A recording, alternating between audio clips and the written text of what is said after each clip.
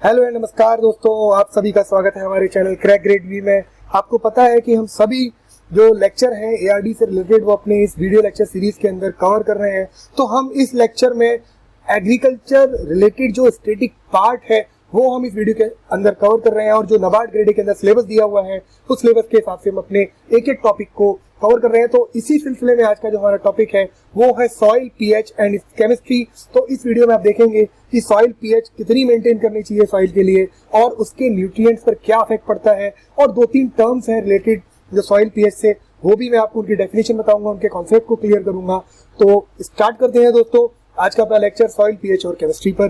तो सबसे पहले मैं आपको बता देता हूं कि हम लोग अपने यहाँ पर नाबार्ड ग्रेड ए का जो कोर्स है वो 2499 के अंदर दे रहे हैं। इसमें हम लोग इकोनॉमिक एंड सोशल इशूज का static part, ARD static part, और जो गवर्नमेंट स्कीम्स है उनको मिनिस्ट्री, वेरियस मिनिस्ट्री की वेबसाइट से लेके अपडेट कर रहे हैं। और मैक्सिमम जो ईएसआई करंट अफेयर्स है उसमें पीआईबी योजना कुरुक्षेत्र को भी इंक्लूड किया जा रहा है। इसके अलावा दोस्तों जो इम्पोर्टेंट रिपोर्ट्स और इंडेक्सेस है नेशनल और इंटरनेशनल लेवल की, उनको भी हम अपने यहाँ पर कवर कर रहे हैं।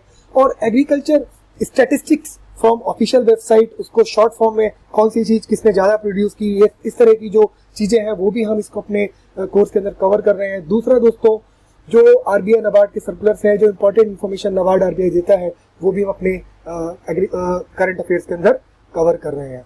इसके अलावा 5 ईएसआई और 5 ईएसआई एआरडी के मॉक टेस्ट रेस्पेक्टिवली फेज 1 और फेज 2 के लिए हम लोग अपने इस टोटल कॉस्ट के अंदर इंक्लूड करके आप तक पहुंचा रहे हैं। तो अगर आप हमारी ये सारे कोर्सेज को खरीदना चाहते हैं तो आप हमारी वेबसाइट www.crackgradeview पर जाकर विजिट करें और वहां से रजिस्टर करें, सब्सक्राइब करें, और हमारे कोर्स को वहां से जाके खरीद सकते हैं। तो सबसे पहले दोस्तों बात करते हैं soil pH and buffer pH की, क्योंकि सॉइल पीएच ये एक नया वर्ड नहीं है। सबको पता होगा कि पीएच वैल्यू क्या होती है। पीएच वैल्यू आपको पता होगा कि अगर एक स्केल पर अगर हम इनको ड्रॉ करते हैं पीएच वैल्यू को, तो 7 नंबर जो है वो न्यूट्रल वैल्यूज पे आता है, लेकिन 7 से जैसे आप इंक्रीज करते हैं टूवर्ड्स 8, 9, 10 तो आपकी एल्कलिनिटी बढ़ती है, और अगर आप इस वैल्यूज को डिक्रीज करते हैं तो एसिडिटी बढ़ती है। तो वही है the major of the soil acidity और alkalinity, and it's sometimes called the soil water pH. तो सॉइल की जो पीएच वैल्यू है इसका बहुत बड़ा इंपॉर्टेंस है। हमारा पूरा लेक्चर इसी चीज पर डिपेंड करेगा आज। इसके अलावा दोस्तों एक बफर पीएच भी होता है। Actually buffer pH is nothing, this is the value that is generated in the laboratory, and it is not an existing feature of the soil, it is the laboratory perform this test in order to develop the lime recommendation. वो मैं आपको समझा देता हूँ कैसे। अगर मैं कहता हूँ कि मेरे पास ये 4 सैंपल मैंने लिए बॉटल के अंदर, बीकर के अंदर, जिनको मैंने नाम दिया 1, 2, 3 एंड 4, और अगर मैंने इसमें सॉइल के सैंपल को डाला, और इस सॉइल सैंपल को डालने के बाद अगर आप देखते हैं कि sample 1, sample 2, sample 3 and sample 4, then आपने एक बफर सॉल्यूशन तैयार किया। बफर सॉल्यूशन आपने किससे तैयार किया? लाइम से। लाइम से आपने एक बफर सॉल्यूशन तैयार किया और उस लाइन को इन सारे के सारे चारों सैंपल्स के अंदर पोर किया। तो आप देखते हैं कि फिर आप क्या करते हैं कि जो इनकी सॉइल की जो वैल्यू है, पीएच वैल्यू है, वो पीएच वैल्यू आप टेस्ट करेंगे। सॉइल पीएच वो आपने टेस्ट किया, तो इसमें से जिस भी सैंपल में सॉइल पीएच के अंदर सडनली चेंज आता है, वो चेंज होके सॉइल पीएच थोड़ी सी जो एसिडिक है उसकी वैल्यू कम हो जाती है, तो आप कहेंगे कि ये जो है जो सॉल्यूशन है वो इजीली इसके अंदर कम लाइम आपको चाहिए। लेकिन आपने उस बफर सॉल्यूशन के अंदर अगर ऐड किया इन चारों सैंपल में, और किसी सैंपल के अंदर अगर आपने देखा कि सॉइल पीएच चेंज ही नहीं हो रहा है, नो चेंज, तो फिर आप क्या करेंगे? क्या समझ में आएगा यहाँ से कि भाई ये जो इसके अंदर जो मेरी लाइम की रिक्वायरमेंट है इसकी सॉइल पीएच वैल्यू को सही करने के लिए वो बहुत ज्यादा है।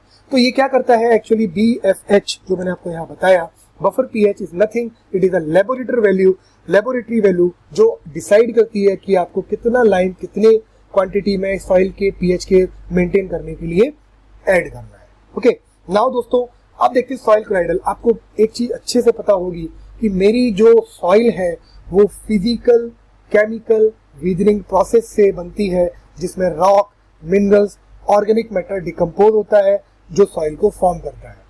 तो इस प्रोसेस के अंदर आपने देखा होगा कुछ एक्सट्रीमली स्मॉल पार्टिकल्स भी सॉइल के अंदर फॉर्म्ड होते हैं जो कोलाइडल साइज के होते हैं और बहुत ही छोटे होते हैं, जो सेटल नहीं होते।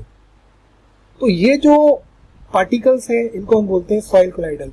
अब सॉइल कोलाइडल में आपको बता क्या रहा हूँ ये समझने की कोशिश कीजिए, क्योंकि देखिए बहुत ही इंपॉर्टेंट है। सॉइल कोलाइडल पार्टिकल्स क्या होते हैं? These are negatively charge particles. Soil colloidal particles negatively charge particles हैं। और आपको पता होगा मैक्रो और माइक्रो न्यूट्रिएंट्स जो होते हैं, जो मैं आपको अगले लेक्चर में पढ़ाऊंगा, वो पॉजिटिवली चार्ज होते हैं। तो ये negatively charge soil colloidal particle जितने ज्यादा होंगे वो उतने ही ज्यादा इन positively charge cations macro nutrients को अपनी तरफ अट्रैक्ट करेंगे। तो फाइनली इससे जाके क्या होगा? इससे होगा आपकी प्लांट ग्रोथ। क्यों? क्योंकि मैक्रो न्यूट्रिएंट्स आपके बढ़ रहे हैं, अट्रैक्ट हो रहे हैं सॉइल कोलाइडल पार्टिकल्स की तरफ। दिस इज इंपॉर्टेंट, क्योंकि नेगेटिवली चार्ज है, बहुत ज्यादा मात्रा में होंगे तो आपके इन पार्टिकल्स को कैटाइंस को अट्रैक्ट करेंगे और आपकी प्लांट ग्रोथ में हेल्प करेंगे। अब देखते हैं दोस्तों सीईसी क्या होता है, कैटायन एक्सचेंज कैपेसिटी। ये वर्ड बार बार आपको मिलेंगे ताकि मैं आपके कॉन्सेप्ट यहाँ से क्लियर कर रहा हूँ। कभी कभी डेफिनेशन भी इनके पूछ के रख देगा कि बताइए ये होता क्या है।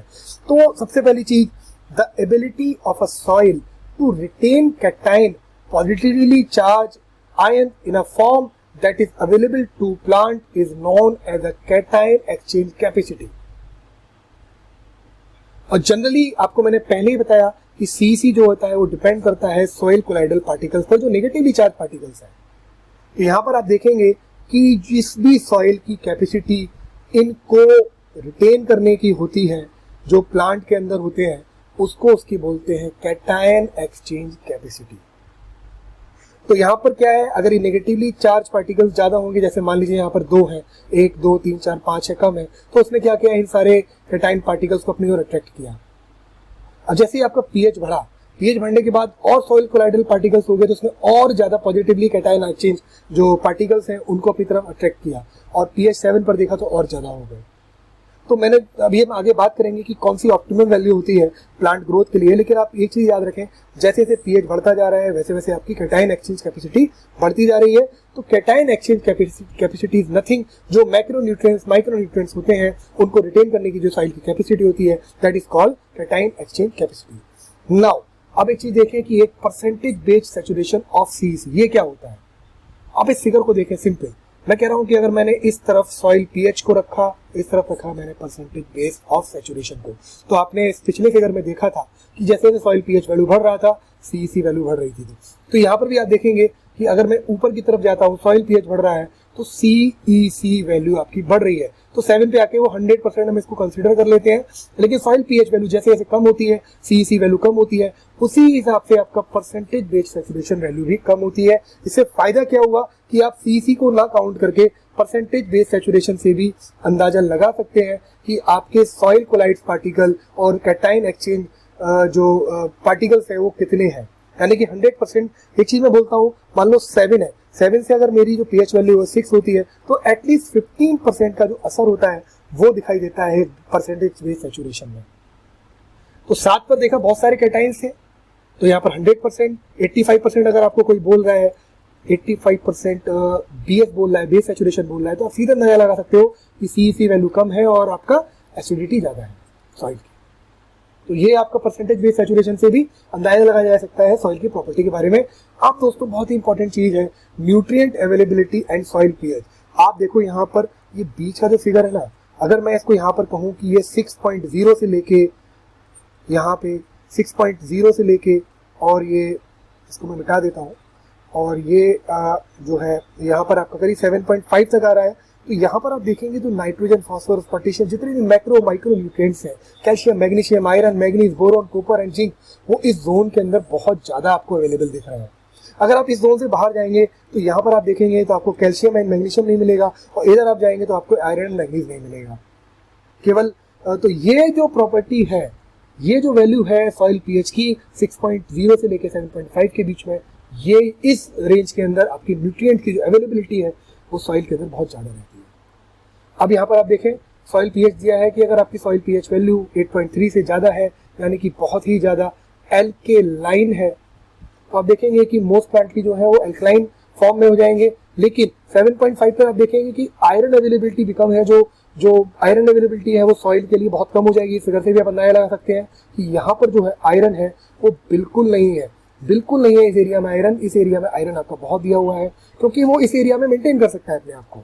अब यहाँ से इसके बाद देखेंगे 7.2 से लेके 6.0 के बीच में मैं अगर ये देखूँ, आपने अगर सॉइल पीएच के बारे में पढ़ा होगा तो 6.8 से 7.2 के बीच में अगर मैं मान के चलता हूँ तो नियर न्यूट्रल वैल्यू होती है।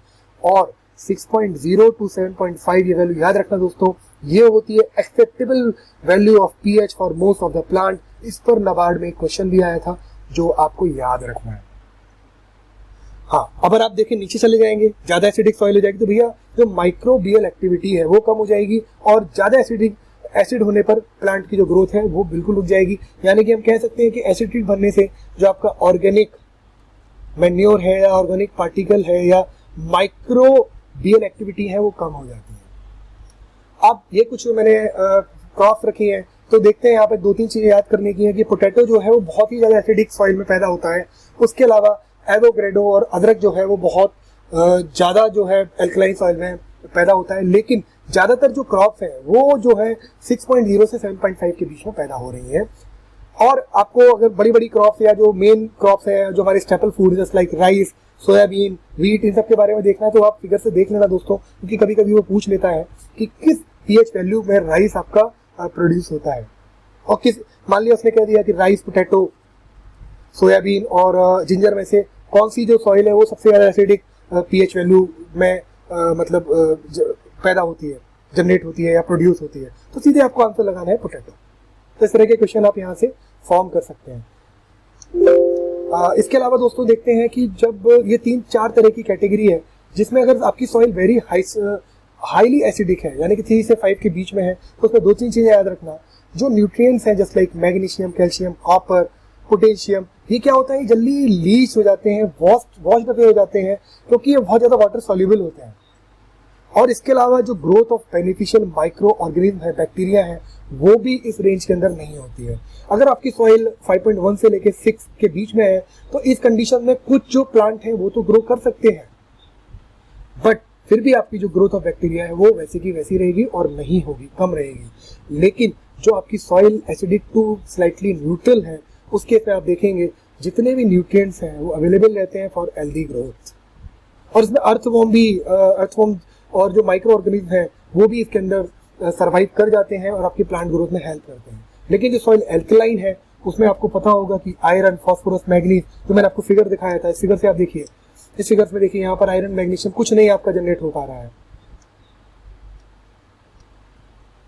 तो उसमें मैग्नीज, आयरन, फास्फोरस, मैग्नीज जो है, ये देखिए यहाँ पर आयरन, फास्फोरस, मैग्नीज, फास्फोरस जो है इस रेंज में है। इस रेंज में जाते ही ये सॉल्युबल मतलब आपको मिलेगा ही नहीं सॉइल के अंदर। तो ये जो मटेरियल है वो ज़्यादा हाईली एल्कलाइन सॉइल के अंदर नहीं मिलता है। तो ये बहुत एक इंपॉर्टेंट चीज़ है। एल्कलाइन सॉइल में भी कुछ चीज़ें नहीं मिलती है, micro nutrient very acidic soil में भी नहीं मिलती है।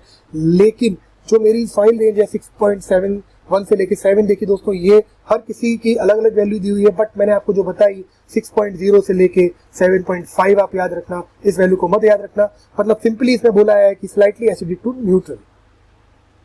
ठीक, अब देखते हैं कि अगर मुझे रिमेडियल सॉल्यूशन देना है, सॉइल पीएच को कम या ज्यादा करना है, मान लो मुझे पोटैटो उगाना है, तो पोटैटो के लिए मेरे को क्या करना है, सॉइल पीएच डिक्रीज करना है, एसिडिक करना है उसको, तो उस केस में क्या करेंगे, और मेरे को इंक्रीज करना है सॉइल पीएच, उस केस में क्या करेंगे। तो आपको पता होगा कि लाइम और वुड ऐश ये बहुत ज्यादा इंपॉर्टेंट है सॉइल पीएच वैल्यू को इंक्रीज करने के लिए, यानी कि एल्कलाइन करने के लिए। जनरली जो आपने देखा होगा कि जहां पर वाटर बहुत ही ज्यादा खारा पानी होता है उसमें आप लाइम मिलाते हैं, क्योंकि वहां की जो सॉइल है वो एसिडिक हो जाती है खारे पानी की वजह से। अब इसमें भी याद रखना दोस्तों कि डिफरेंट सॉइल जो है उनकी रिक्वायरमेंट डिफरेंट होती है लाइम्स के लिए, सॉइल को पीएच करने के लिए। बट वुड ऐश क्या है, wood ash contain high amount of potassium and calcium and small amount of phosphate, boron and other nutrient. But lime जो है वो सारी की सारी चीजें रखता है, इसलिए लाइम को ज्यादा प्रेफर करते हैं as compare to wood ash. इसके अलावा डिक्रीज करने के लिए आपको 2 चीजें याद रखनी है, एक एल्यूमिनियम सल्फेट होता है, एक सल्फर होता है। एल्यूमिनियम सल्फेट का बेनिफिट ये है कि ये बहुत ही सॉल्युबल होता है पीएच के अंदर और इमीडिएट अफेक्ट देता है। लेकिन अगर आप सल्फर डालते हैं तो सल्फर को इसमें सल्फ्यूरिक एसिड में कन्वर्ट करने के लिए सॉइल बैक्टीरिया की रिक्वायरमेंट होती है और थोड़ा टाइम लेता है। तो ये दोनों चीजें हैं, यानी कि अब याद रखना दोस्तों, lime and wood ash and aluminum sulfate and sulfur both are opposite. Aluminum sulfate and sulfur alkaline करने के लिए होता है और lime और wood ash जो है आपको वो एसिडिक करने के लिए होता है. सॉरी उल्टा बोल दिया मैंने, ये अल्कलाइन करने के लिए और एसिडिक करने के लिए, डिक्रीज कर रहे हैं सॉइल पीएच. ठीक है, तो दोस्तों thank you and happy learning. अगले लेक्चर में हम बात करेंगे माइक्रो न्यूट्रिएंट्स के बारे में, उनके क्लासिफिकेशन के बारे में, वो कौन कौन सी चीज़ों को प्लांट के अंदर ग्रोथ करते हैं और उनकी कमी से कौन कौन सी डिफिशिएंसी होती है. तो till then thank you and happy learning. पढ़ते रहिए, मेहनत करते रहिए.